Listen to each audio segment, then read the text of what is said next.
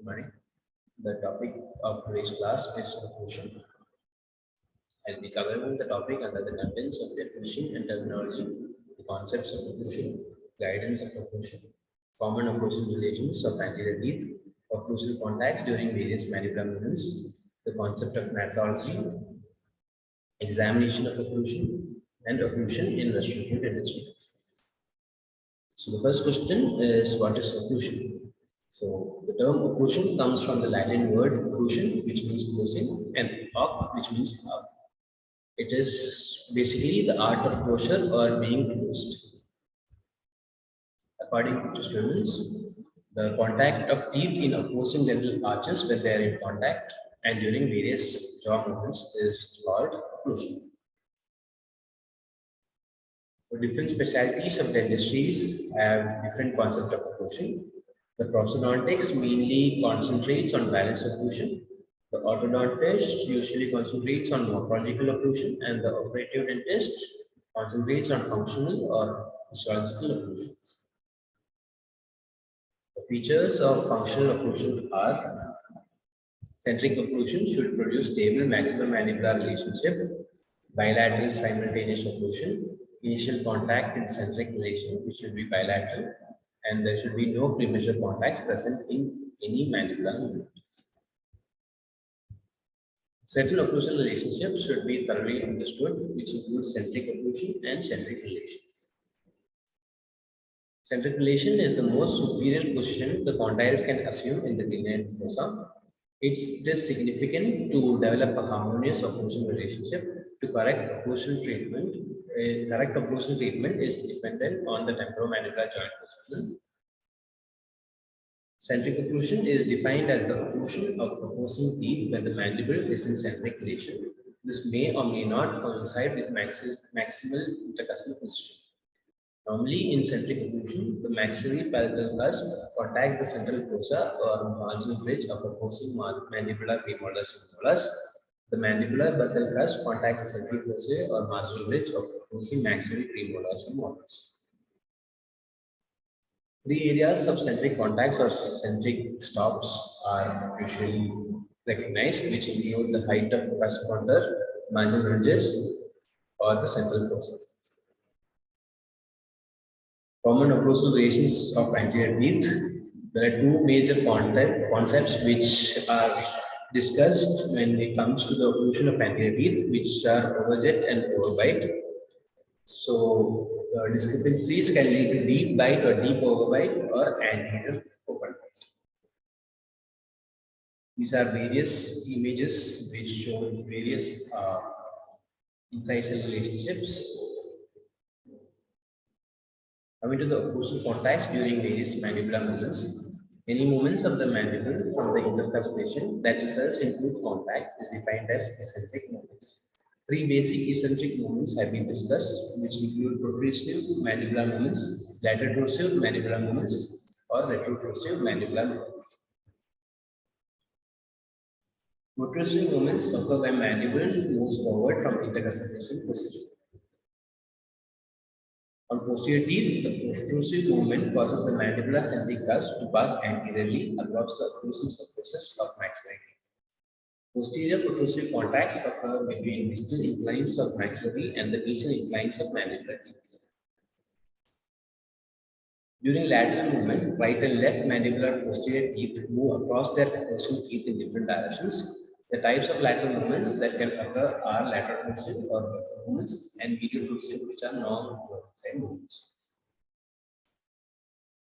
This is a visual representation of mediotrusive contacts and laterotrusive contacts. Retrusive movement occurs when the mandible moves posteriorly from the point of intercuspation position. This is an image of buried movement. Coming to the concepts of occlusion, these include bilateral balanced occlusion, mutually protected occlusion, which include canine protective occlusion, and root function occlusion. First concept is the balanced occlusion. Here there is simultaneous bilateral contact of maxillary and mandibular teeth in anterior and posterior occlusal areas in centric as well as eccentric position. This is seen in complete dentures and in cases of advanced occlusion. The second concept is mutually protected occlusion, which is also known as organic occlusion. Here, the posterior teeth prevent the excessive contact of the anterior teeth in maximum interpretation, and the anterior teeth disengages the posterior teeth in all mandibular exposure movements. Now, we'll talk about the features of mutually protected occlusion.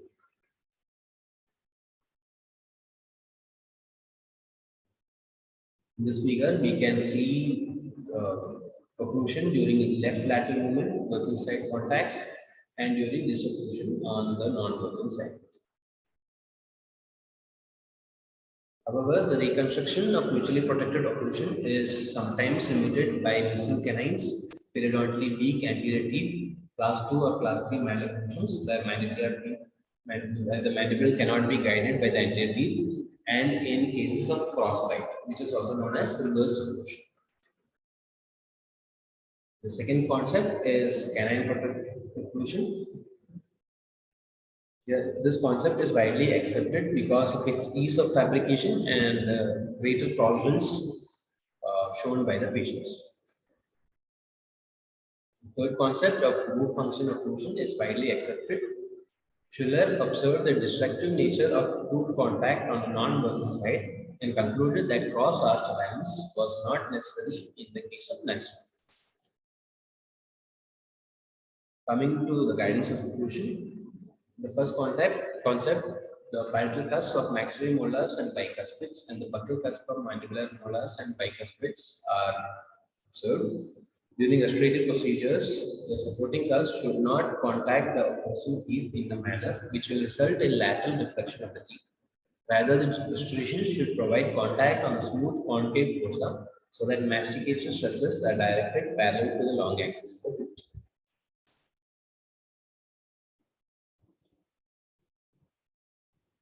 Second one, the non-supporting cusp or non-centric holding cusp of the shear cusp are located in the anterior posterior plane in the facial and lingual embrasures on the developmental roots of the opposing teeth.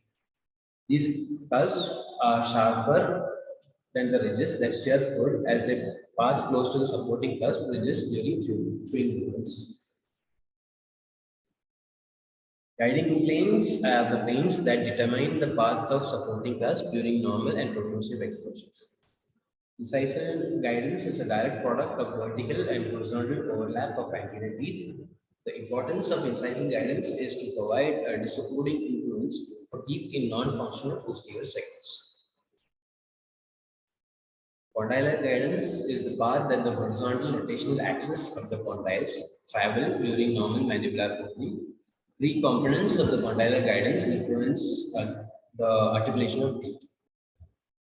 The first one is the contour of articular eminence. If the contour of the eminence causes translating the condyle to move downward, it results in the separation of the posterior teeth on the non-functional side of the arch.